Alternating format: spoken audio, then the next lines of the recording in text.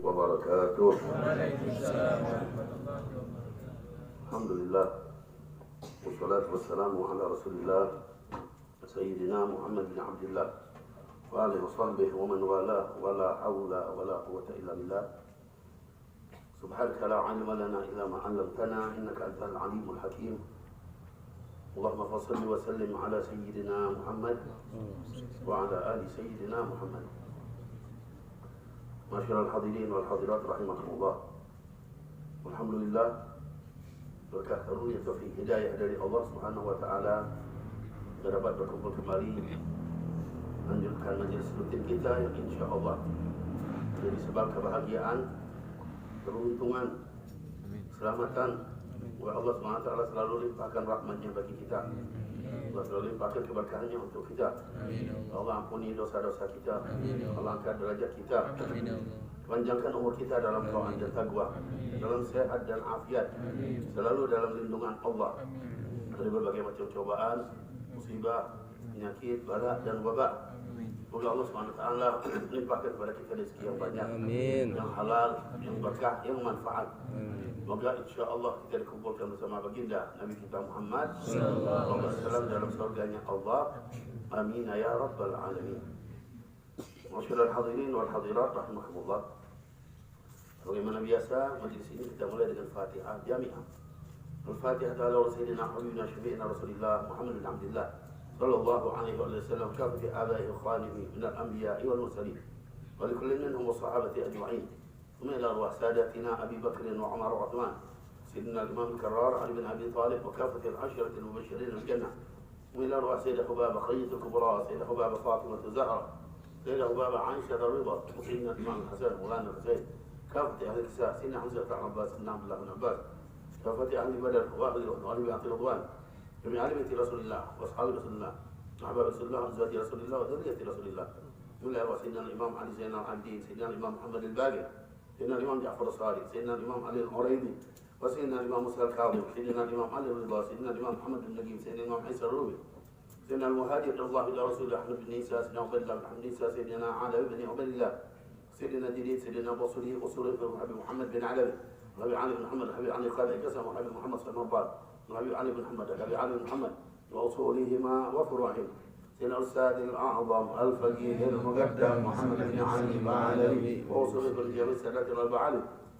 ماذا الإمام القطب الصمداني سيدنا الشيخ عبد القادر الجيلاني سيدنا الشيخ أحمد البدوي سيدنا الشيخ أحمد الرفاعي الإمام الإدريسي الأكبر الإمام الأزهر ثم إلى الإمام حسن البصري وابن قاسم جديد البغدادي ثم إلى سيدنا الإمام الشافعي والإمام أبي حنيفة والإمام مالك بن أحمد والإمام الرافعي والإمام النووي والإمام الجويني والإمام البغوي والإمام الغزالي الإمام أحمد بن حجر العسقلاني وأحمد بن حجر الهيثمي والإمام جلال الدين السيوطي الإمام زكريا أنصاري والإمام جلال الدين محمد الرملي الإمام أحمد السيد الأصلي سيدنا الشافعية والإمام أبو الحسن الأشعري والإمام القبطي بن حسين بن أبو عبد الله محمد بن إسماعيل البخاري وأبي الحسين مسلم بن الحجاج الشيري النسابوري والإمام أبي داود والترمذي والنسائي وابن ماجه والدارمي والدارقطني والطبراني والحاكم والبيهقي كافة أئمة الحديث. ثم إلى الحبيب الإمام طبعا بن غير ابن الفقيه وإخوته والإمام طبعا ابن عالم بن الفقيه وإخوته ولد محمد ولد الدويل إخوته ونوجد بسنة عبد الرحمن بن محمد السقاف وإخوته أولاد خصوصا حبيب بكر السكران والحبيب عمر الخضار بن عبد الله بن الرحمن السقاف وإخوتهم الجميع ووصله الحبيب عبد الرحمن بن عبد الله وابن عبد الله بن أحمد بن سالم بن عبد الله والإمام كتب عبد الله إلى عين يونس الأكبر بن أبي بكر السكران بن الحبيب علي بن أبي بكر السكران بن الحبيب أحمد بن بكر السكران بن الحبيب عبد الرحمن بن علي والحبيب عبد الله بن علي والإمام كتب أبي بكر بن الله العين سعادة وإخوته الحبيب علي بن الحبيب حسين وشياس بن محمد بن أبي العيدين والحبيب محمد بن أحمد جمل الليل والحبيب محمد جمل الليل والحبيب أحمد بن الباجح والحبيب الإمام أحمد شهاب الدين عبد الرحمن إخواتي أولادي والشيخ ومنتسبين الليل والخيرين أوصل إبراهيم والحبيب محمد بن شيبان الشيخ سعد بن علي السويني والشيخ عمر بن مخرم والشيخ معروف بن جمال الشيخ عبد الله بن شيخ وما أدرك سنة ولد فخر الجود سنة الشيخ أبي بكر بن سالم الحبيب علي الشيخ حسين أخواني أبي أحمد حسين بن سالم حسين الحبيب علي بن سالم أبي أحمد بن علي أبي علي بن أحمد الحبيب صالح بن علي أبي بكر الحبيب مال سيدنا الحبيب أبو بكر علي بن أبو بكر محمد بن علي والحافظ الحبيب محمد بن الحبيب أحمد بن علي بن علي بن عبد الله بن محمد الحمد محمد أخذ محمد عبش ولا شيء عبد الرحمن محمد يكون ولا شيء يوسف بن عبد الحسن عبد الرحمن بن سواكوة ما لو تفضل الأنفاس الحبيب الإمام الطوب عمر بن عبد الرحمن العطاس وإخواتي أولادي خصوصا حبيب حسن وحسين وخالد وسيد وسلم بن الحبيب المكتوب لطف الإرشاد وسيد عباد أولي الله حبيب عبد الله بن الحداد إخواتي وسيد حسن بن أحمد زين الحبشي وسيد زين الحبشي ثم الحبيب أحمد عبد الرحمن عبد الله الفقيه الحبيب أحمد بن مرسومين ثم الحبيب أحمد بن الهندوان ثم إلى الحبيب حسن بن البحر ثم إلى الحبيب علي حامد ثم الحبيب علي بن حسن العباس حسين بن بكر العجوز والدي وشيخي والمنتزين والمنتسبين اخذين وصل ابراهيم ثم الى الحبيب حسن سؤال البحر نصر عبد الله محمد بن صالح بن الله العطاس بن الله العطاس والامام احمد زيني العلان الشيخ بن احمد بفقي والحبيب محمد بن احمد بفقي والحبيب الامام الطاهر بن حسين الطاهر عبد الله بن حسين الطاهر عبد الله بن عماد بن يحيى والحبيب عبد الله بن حسين بن فقي وغير عبد الله بن علي الشيخ عبد الله بن كرهيدين الشيخ عبد الله بن احمد بسوله الشيخ عبد الله بن سالم سمير والحبيب محمد بن علي مو علامه والحبيب علي بن سالم الأدعي والحبيب محمد بن علي الخضار الحبيب محمد بن أحمد الخضار إخوتي يسلمون الحبيب والإمام حدث بن عمر الحبشي والحبيب علي محمد حسين الحبشي ولا يسلمون الحبيب محمد بن إدريس الحبشي يسلمون الحبيب عبد الله بن حسين على الطاس والدي الشيخ المنتسبين إليه والأخذين الصغيرين ثم الحبيب محمد بن طاهر الحداد ولد الحبيب علي حسين الشيخ ثم الحبيب أحمد بن حسن الطاس والحبيب أحمد بن عبد الله بن طالب على الطاس ثم الحبيب أحمد بن حسين الحبشي والحبيب أحمد بن شيخ وشاب الحبيب أحمد بن علي الحداد ثم الحبيب عبد الله بن إدريس وشاب الحبيب علي والحبيب محمد بن عبد الله بن محمد وإخوته من الإسلام من الله محمد سيدنا الحبيب القطب عبد الله بن عمر الشاطري والله يحبك يحب مهدي سيدنا الحبيب ثم سيدنا الحبيب علي بن عباس المالكي الحبيب عباس بن عبد المالكي ثم الحبيب والي أبو محمد بن علي الحسن ثم الحبيب كان محمد سقاف النبي جعفر شخص سقاف الحبيب القضبان والله أحمد بن رحمن سقاف والحبيب محمد بن هادي سقاف عبد الرحمن بن الله سقاف ثم إلى سيدنا الحبيب ثم إلى سيدنا الحبيب عبد القادر محمد بن عبد الله بن القادر الفقيه والحبيب سالم الحبيب محمد بن سالم الحبيب ثم إلى سيدنا الحبيب عنده سالم الجبل ثم الحبيب جعفر بن أحمد الجوز الحبيب علي جعفر الجوز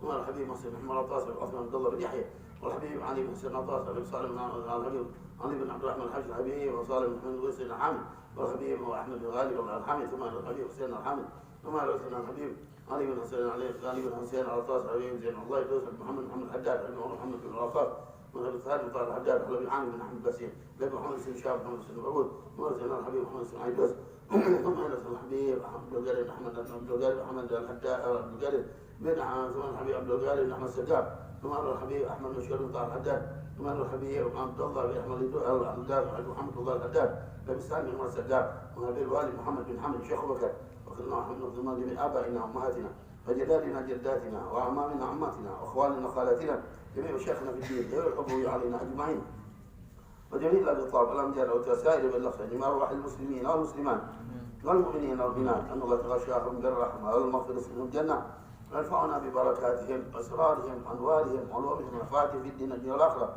ومغرزقنا الفتوح والامن والرسوخ واليسر والتوبه النصوح وغرزقنا ايمانا صادقا الينا سبل كفر رحمه النار وشرف كرامته في الدنيا والاخره ان الله كما يبلغنا رجاء شعبان يبلغنا رمضان وبارك لنا فيه عنا على الصيام والقيام وتلاوه القران اسعدنا من ليله القدر يعظم لنا فيها الاجر ويحمينا من كل شر اثم وزر وان الله يبلغنا حج بيت الله الحرام وزياره خير الانام عليه افضل الصلاه والسلام في هذا الكلام مع الاقبال والقبول والطمانينه والوصول جاهل الحبيب حبيبته سيدنا محمد صلى الله عليه وسلم وان الله حين على محبه حبيبنا العظيم محمد صلى الله عليه وسلم واستعملنا على سنته وتوفانا على ملته ويحشرنا في زمرته ويجعلنا منه الفضائل ويريدنا حوضه ويسقينا بيده الشريفه ويجمعنا به في الدنيا قبل الاخره يقظه نامه مستمره وان الله ينصر الاسلام والمسلمين ويؤلف بين قلوب المسلمين يصلح ذات شان ويشتت شمل اعدائهم يفرق جمعهم يخلي عددهم ويغفر لحد ويجعل الدارات يغسلنا دابا وان الله يهلك اعداءنا اعداء الدين وان الله يحكم الفاجر الظالم الغاصب وان الله لا يمكن على يقينا وعلمنا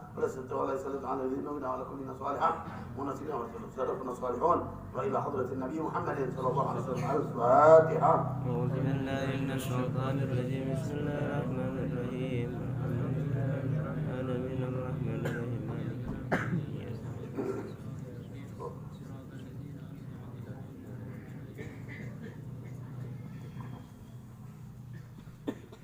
بسم الله الرحمن الرحيم. بسم الله الرحمن الرحيم. اللهم صل وسلم. اللهم صل وسلم على سيدنا محمد. على سيدنا محمد. صاحب التاج. صاحب التاج. والمعراج. والمعراج. والبراق. والبراق. والعلم. والعلم. رافع البلاء. رافع البلاء. والوباء. والوباء. والمرض والأذى.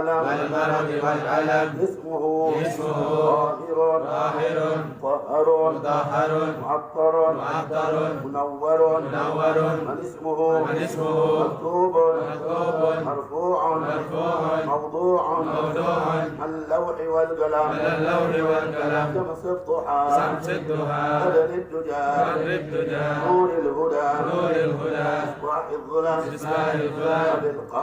وبالقاسم سيد الكونين وشفيع الثقلين سيدنا محمد صلى الله عليه وآله وسلم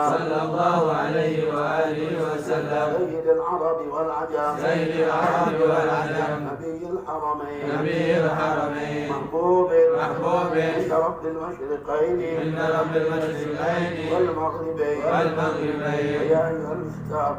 ويا أيها المشتاقون إلى رؤيا جماله صلوا عليه وسلموا تسليما اللهم صل وسلم وبارك عليه وبارك عليه وعلى آله وصحبه. Alhamdulillah. Masyaallah hadirin wa hadirat rahimakumullah. Marilah kita mulai pelajaran kita sebagaimana yang biasa. Pertama kita mulai dari kitab Riyadhus Shalihin yang disusun oleh Imam Al-Qutb An-Nawawi radhiyallahu anhu wa nafa'ana bihi wa bi'ulumihi fid dharain amin. Saat ini kita masih di dalam tulisan yang jauh. Tulis di sini tentang bahasan Kitabul Fadail bab fadli qiraatil Quran, keutamaan membaca Al-Quran, sampai kepada hadis yang keempat. Sebelumnya ya sudah dibawakan beberapa hadis, antaranya hadis orang yang membaca Quran itu akan memberikan syafaat. Yaqra'ul Quran fa innahu ya'ti yaumil qiyamati syafi'an li ashabihi. Kata Quran ya, sungguhnya Quran itu akan menjadi pemberi pertolongan bagi orang yang membacanya. Kemudian ada hadis yang keduanya kita baca juga di sini itu. Yaitu yu'ta yaumal qiyamati bil Quran wa ahli walladzina kanu ya'maluna bihi fid dunya taqdumu suratul Baqarah wa Ali Imran tuhajjani an sahibihima lahu Muslim. Nanti di hari kiamat orang itu ketika dihadapkan kepada Allah karena dia tukang Al-Quran, tukang baca Al-Quran, ahli Al-Quran, maka yang mendukung untuk membela dia, maju di depannya Al-Quran. Al-Quran lah yang siap membelanya dan membantunya. Pertama kali suratul Baqarah, kemudian surat Ali Imran. Urutan seperti dia inilah dua surat ini langsung sudah membela dan memberikan argumen-argumen untuk pembelaan terhadap orang yang membaca Al-Quran atau sahibul Quran. Beruntung sekali orang yang biasa baca Al-Quran akan dibela oleh Al-Quran. Itu di hadapan Allah dia dibela oleh Al-Quran. Hadis selanjutnya jelaskan khairukum man ta'allama al-Qur'an wa 'allama. Sebaik-baik kalian itu adalah orang yang belajar Al-Qur'an dan yang mengajarkannya. Jadi inilah sebaik-baik orang ya. Syekh Abdul Rahman As-Sulami ketika beliau membaca hadis ini katanya langsung dia tinggalkan semua kegiatan. Kerjanya cuma apa? Ngajar Quran dan belajar Al-Qur'an, ngajarin Al-Qur'an.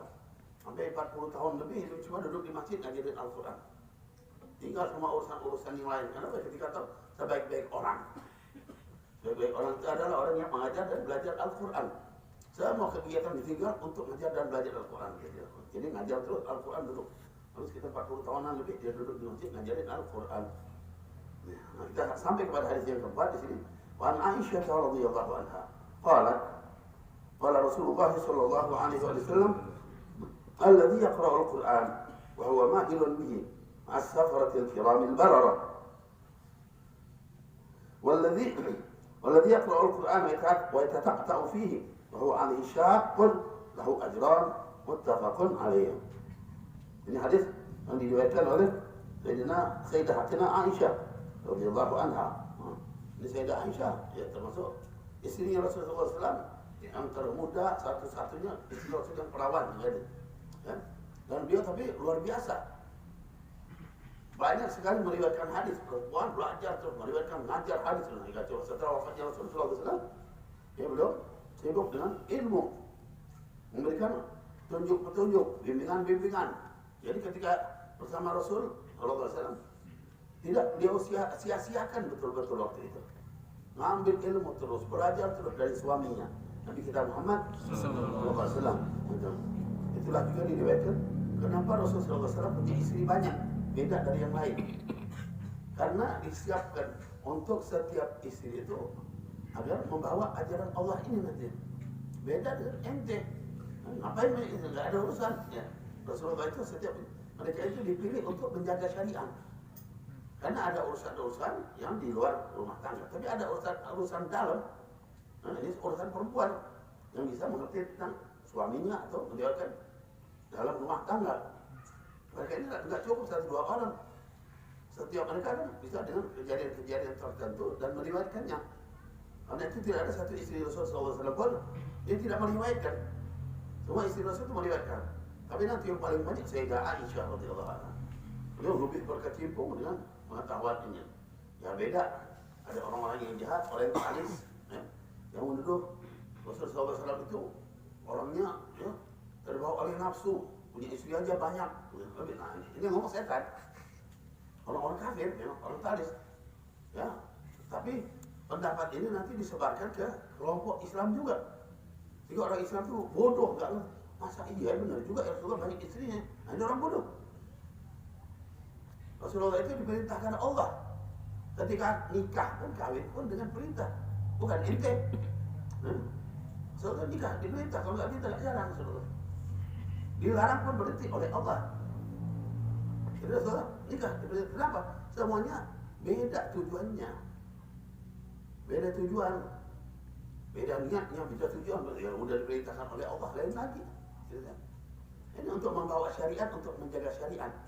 Di antara kepentingan, bukan karena sedang sama wanita hawa nafsu, enggak. Kalau memang hawa nafsu, ngapain pilih janda semua?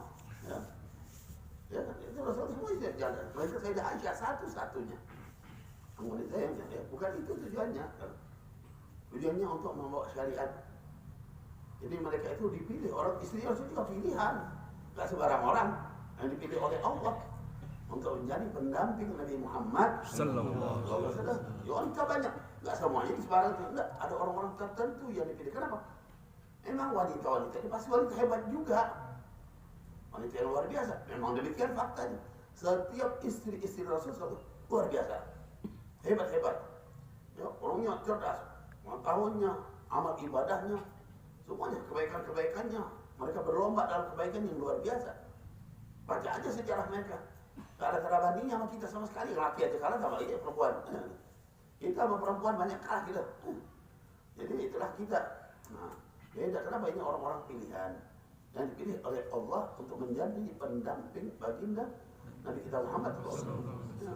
Jadi kalau orang meneritik mereka itu orang yang kurang ajar, bodoh sekali.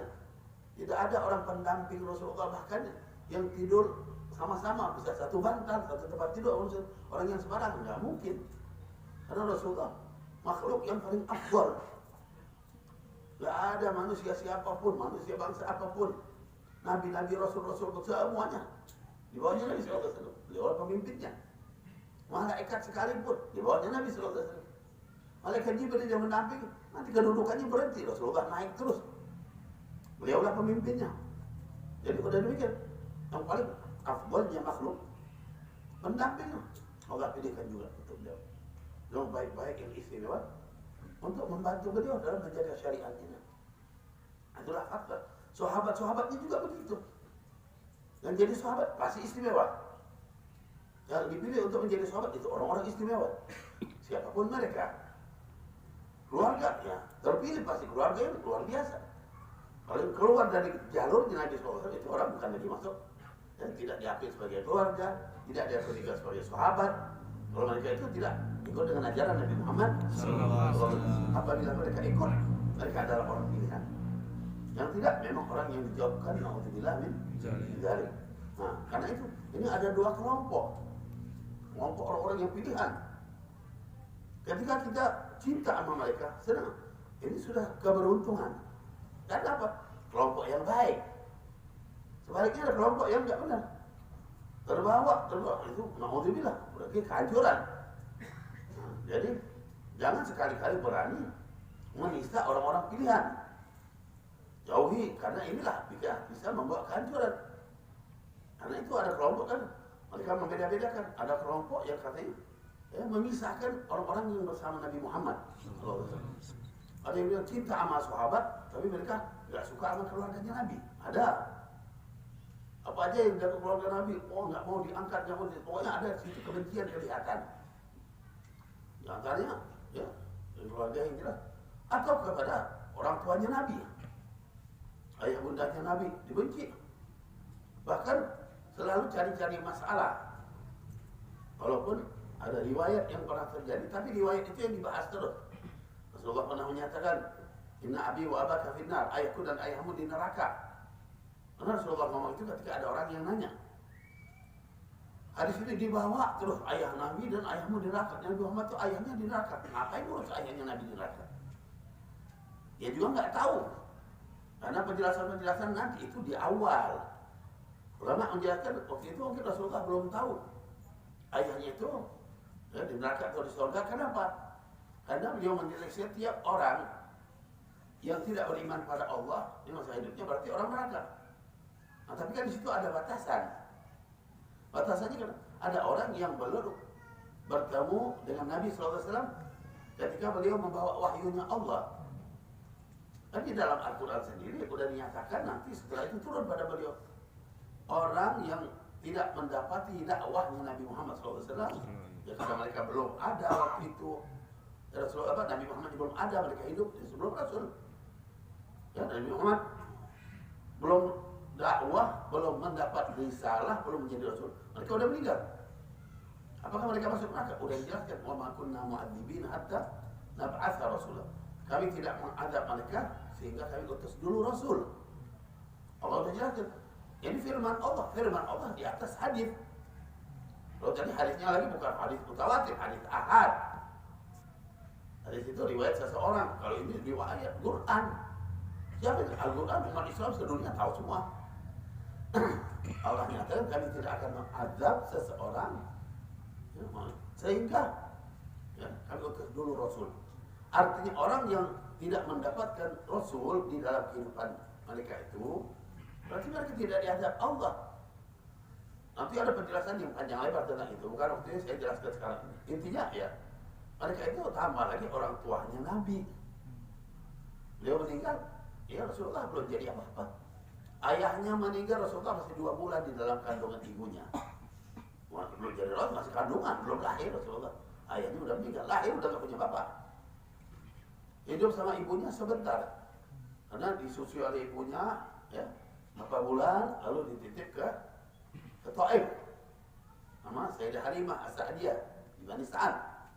Itu berjalan antara 3-4 ada yang nyatakan 4 bulan, ada yang nyatakan sampai 5 bulan. 4 tahun Rasulullah. 4 tahun ada yang nyatakan sampai 5 tahun.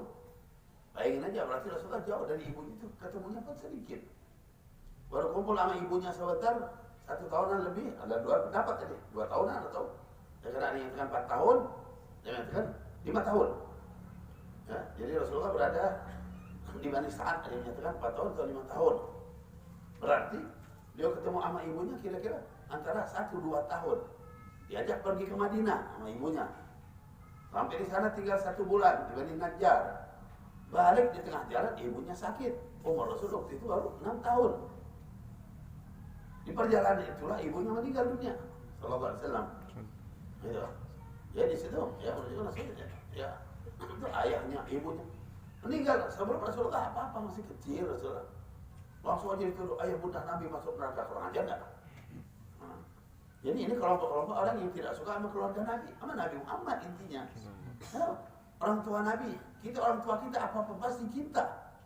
Sama lagi orang tua yang nggak bersalah, orang tua yang nggak ketahuan apa-apa dan tidak pernah ada riwayat kedengaran Abdullah bin Abdul Muttalib atau Sayyidah nyembah 5 berhala itu nggak ada riwayat, nggak ada malah.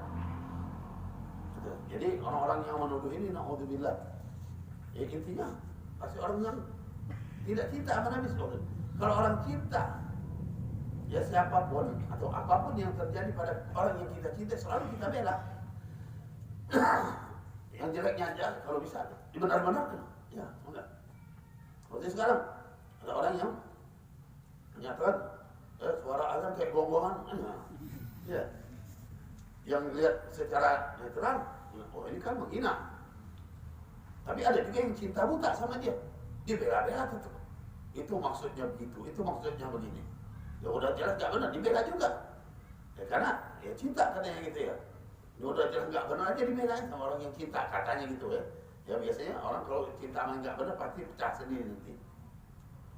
Ya karena bakal terjadi mereka nanti saling bermusuh kalau dia. Kalau nggak karena Allah aja. Nah, intinya dipahami di situ. Ya. Juga orang-orang Nabi cinta sama ayah bundanya. Kalau orang ngaku cinta sama Nabi SAW pasti cinta apa saja yang ada hubungan dengan Nabi Muhammad termasuk dengan sahabatnya. Ada juga kelompok yang ngaku cinta sama keluarga Nabi SAW. Oh cinta banget. Tapi sama sahabat Nabi dimusuhin. Masya Allah sahabat Nabi dimusuhin. Coba bayangkan kita punya teman baik sama kita selalu bersama. Tiba-tiba ada orang ngaku cinta sama kita, tapi teman kita dicaci maki daripada kita, marah nggak? Nanti siapa? Ini orang teman dekat dari dulu sama kita. Sayyidina Abu Bakar sama Nabi SAW dari awal, dari sebelum menerima wahyu. Sayyidina Abu Bakar udah sama Nabi SAW. Sayyidina Ali bin Abi Thalib dan pulang-pulang semuanya sama Nabi SAW. Ada orang ngaku cinta, subhanallah, tapi memusuhi mereka. Ini udah jelas orang nggak benar. Ya, pasti orang yang menyakiti hati Nabi Muhammad SAW. Kayak gitu, Sayyidina Abu Bakar, Sayyidina Umar, Sayyidina Uthman, orang-orang dekat semua, siapa yang nggak tahu? Orang-orang Yahudi dan Nasrani aja tahu siapa orang-orang yang dekat dengan Nabi Muhammad SAW. Istri-istrinya Nabi dimusuhin. Hanya ada kelompok, itulah kelompok Syiah yang kita kenal dia. Ngakunya Islam, ngakunya cinta sama Nabi dan keluarga. Lalu sahabat Nabi yang dimusuhin. Ini kelompok-kelompok. Pasti itulah Habib Abdullah Haddad menyatakan kelompok ini dua kelompok. Ada yang ngaku cinta sama keluarga, benci sama sahabat. Ada sebaliknya, ngaku cinta sama sahabat, benci sama keluarga. Habib Abdullah gambarkan apa? Abdullah Haddad, Abdullah gambarkan ini seperti kotoran onta yang dibagi dua. Paham nggak? Ini kotoran. Ini akidah-akidah kepercayaan yang kotor, yang najis. Seperti kotoran onta dibagi dua, ada yang dapat sebagian ini, dapat sebagian ini.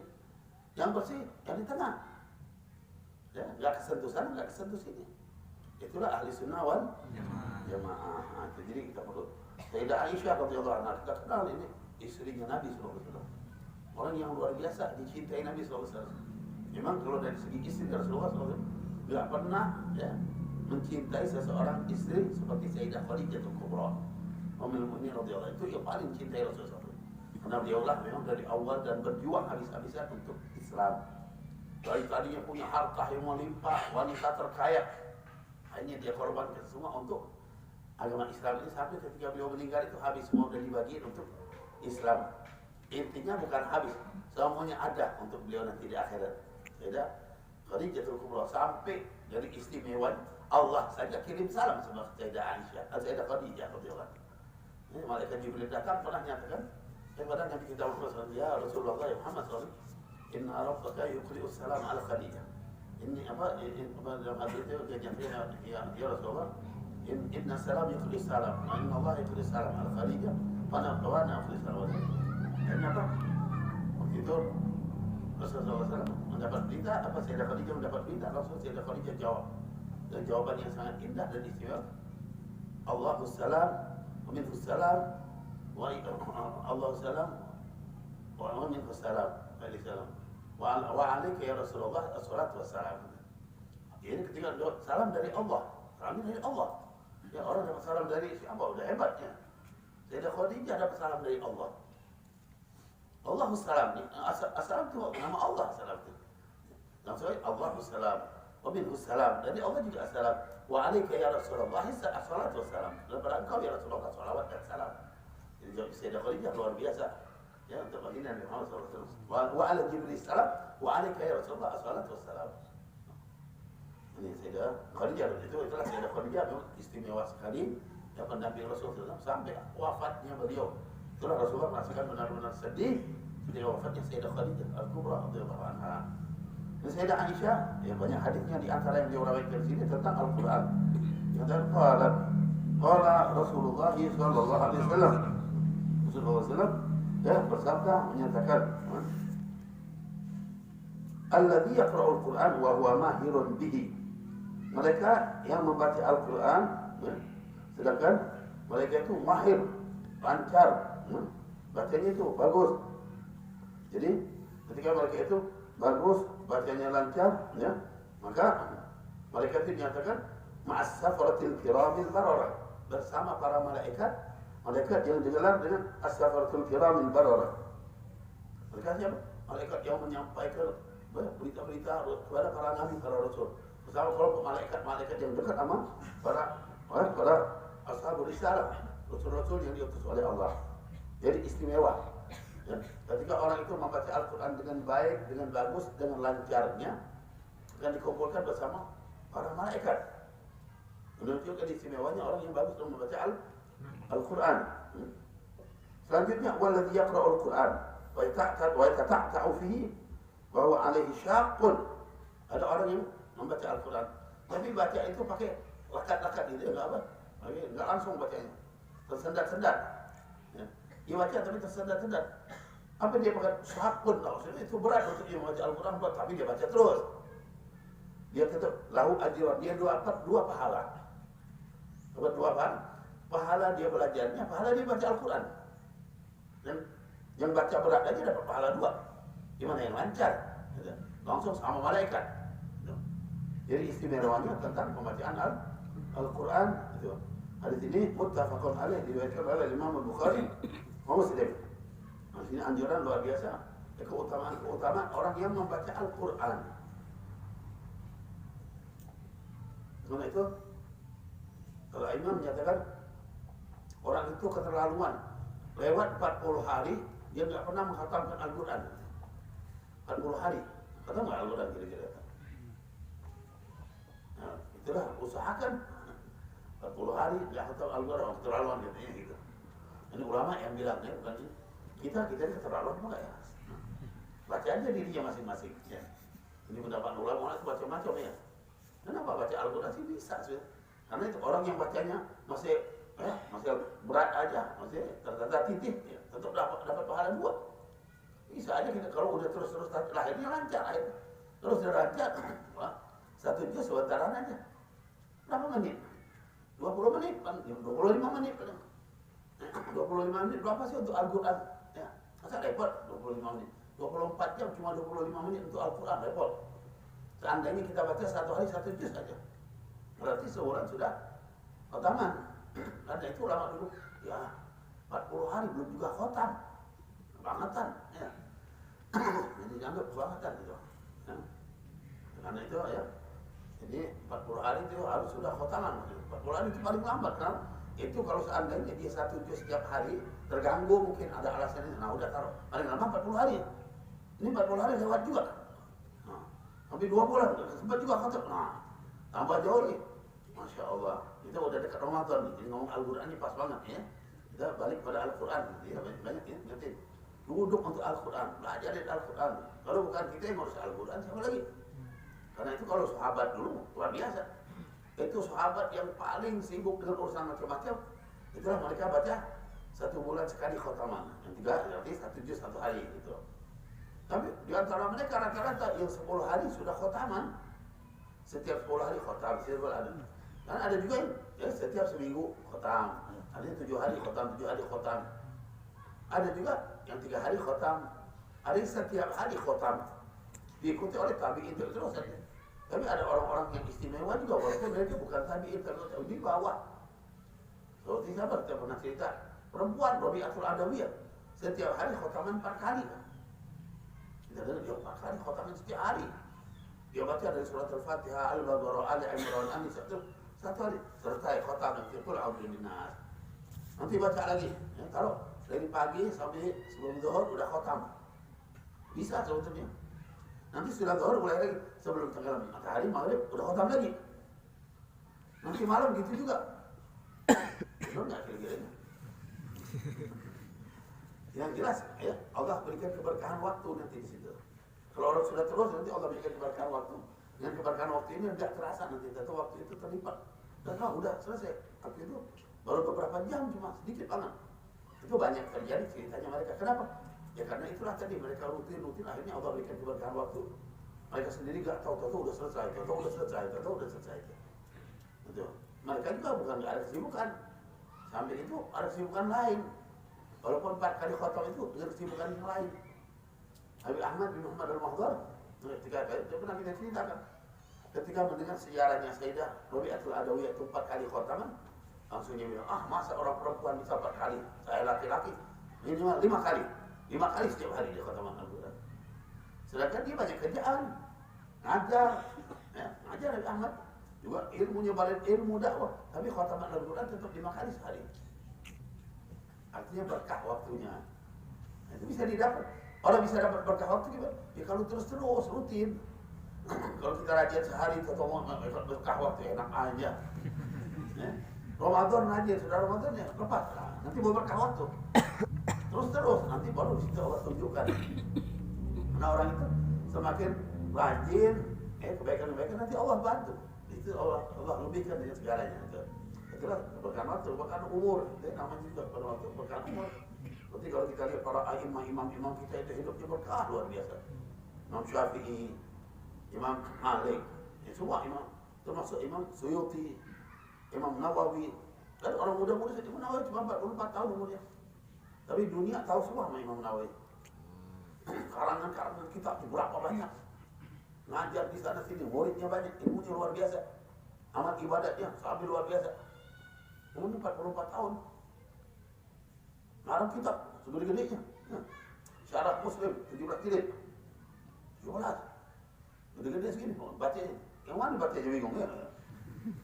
Majmu' 20 jilid ya. Ada sebagian yang contoh Imam Nawawi. Dan macam-macam termasuk Riyadhus Shalihin yang kita baca. Ini itu yang ditulis Imam Nawawi. Berapa banyak? Umurnya cuma 44 tahun. Hidupnya berkah. Imam Suyuti ngarang kitab sekitar 650 kitab. 650 kitab. Bayangin. 650 itu kalangan beliau. Di fak ilmu apa aja ada tulis oleh Imam Suyuti. Yang tidak ada pada yang lain, malah beliau ciptakan seperti ulumul Quran. Sebelum itu tidak ada orang nulis ulumul Quran. Imam Suyuti lah pencetus pertamanya. Itu malah kita sampai segitu banyaknya, masya Allah. Luar biasa para aimah kita itu, luar biasa mereka. Nah itu, ya. Jadi Allah SWT kasih mereka itu kelebihan yang luar biasa. Kita dengar aja, baca sejarah mereka aja, kita masya Allah merasakan hebatnya luar biasa. Inilah berarti keberuntungan sekali kalau kita ya dekat dengan Al-Quran, rajin dengan Al-Quran. Ya, insya Allah ya kita ini udah dekat Ramadan, kita siap-siap juga nanti masih banyak pembahasan kita tentang Al-Quran. Semoga Allah SWT mudahkan, Allah berikan keberkahan. Jadi kita insya Allah juga menjadi ahli Al-Quran. Al-Quran, Al-Quran lah yang bakal ngebela kita nanti di hadapan Allah. Ialah yang datang ketika Allah tanya macam-macam kehidupan dunia. Nanti di dunia ngapain aja? Tanya. Nanti Al-Quran yang jawab. Kita diam aja. Nah itu dijawab oleh, itu beruntung sekali orang yang sampai sedikit.